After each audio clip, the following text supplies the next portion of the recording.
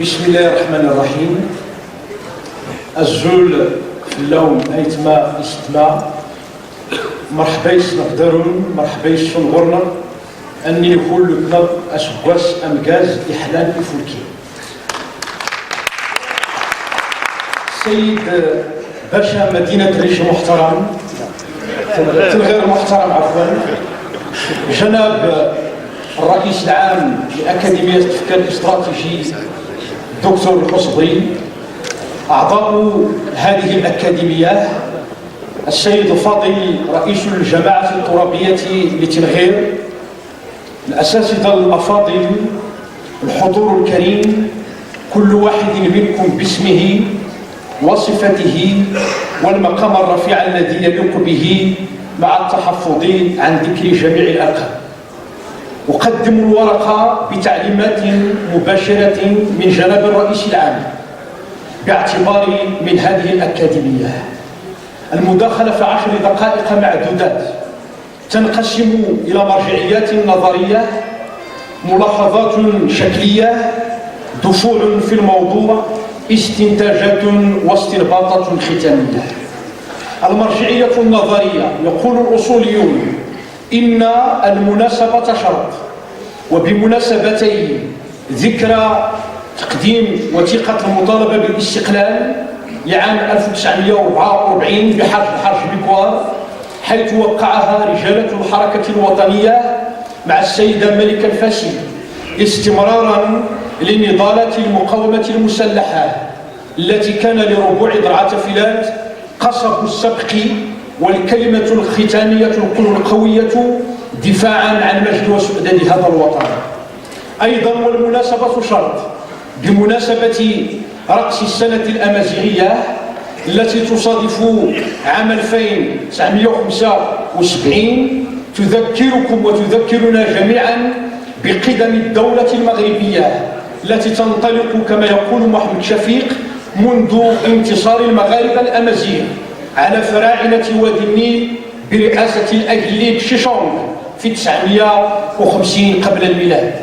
أعتبر كمرجعية نظرية أن مؤرخي الحضارة الإغريقية واللاتينية في مقدمتهم صاحب التواريخ هيرودوت وأكسينوفون وسترابون وبلينيوس أونسيان وديودون الصقلي والهاليكارناسي وغيرهم أشاروا إلى ما يميز أمازيغ هذه التربة من أخلاق وقيم باسلة.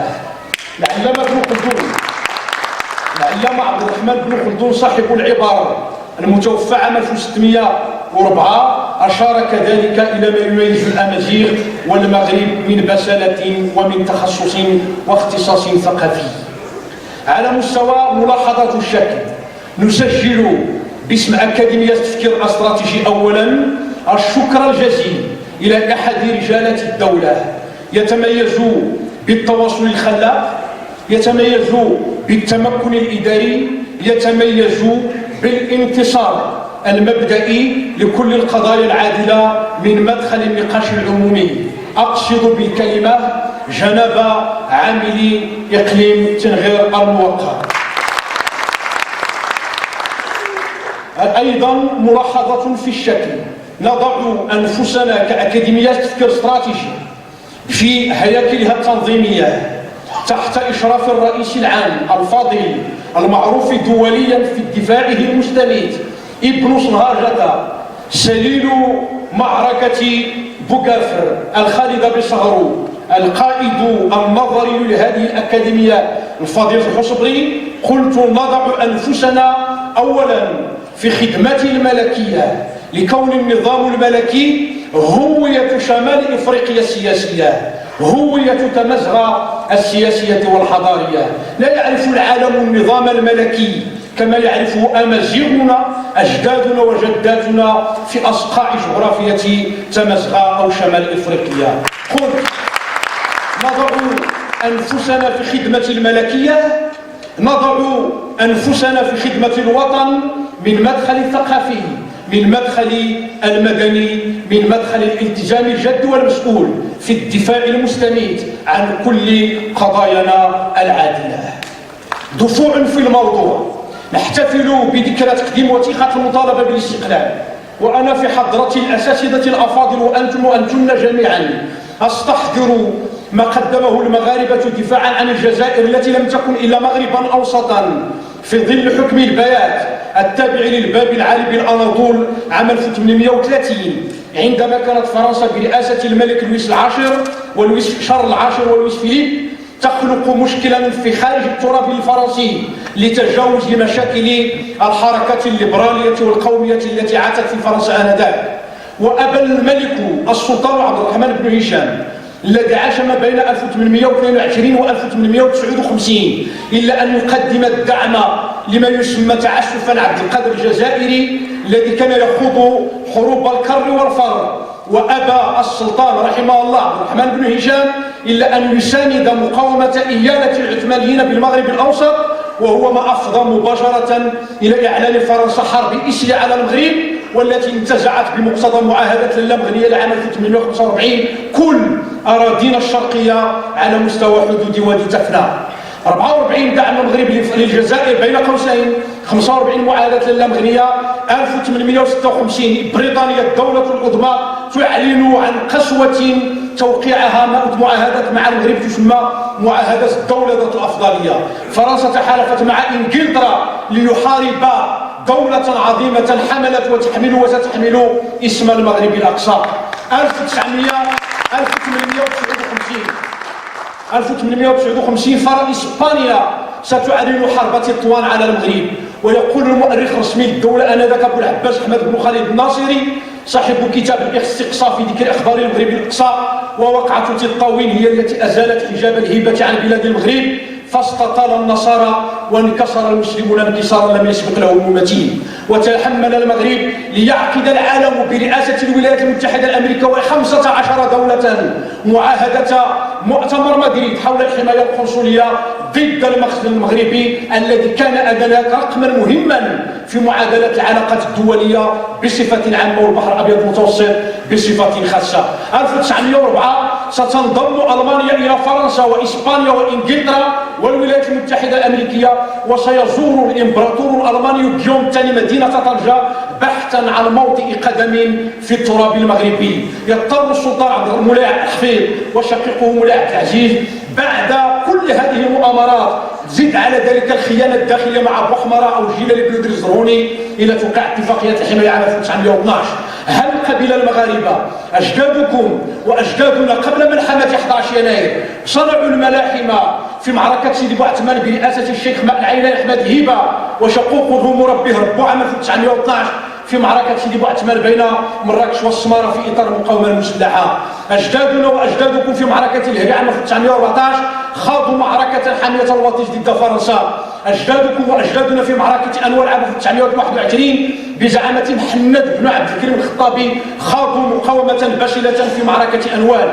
أجدادكم وأجدادنا خاضوا مقاومة باسلة في صغر بوغاز بنواحي إكنيون بزعامة عبد الجموع وعسوب بسلام وقبائل صنهاجة المسنودة من طرف آية مرغاد وآية فلمان وكل قبائل الجنوب الشرقي بيضا وسودان دفاعا عن شؤدد الوطن. معركة بدو، معركة سيدي يعقوب، حق علي ما حقوا عليه، معركة تاجيجا ومعركة بديف، غيرها من الملاحم التي خاضها المغاربة دفاعا عن نظامهم الملكي وعن سؤدد وسيادة هذا الوطن.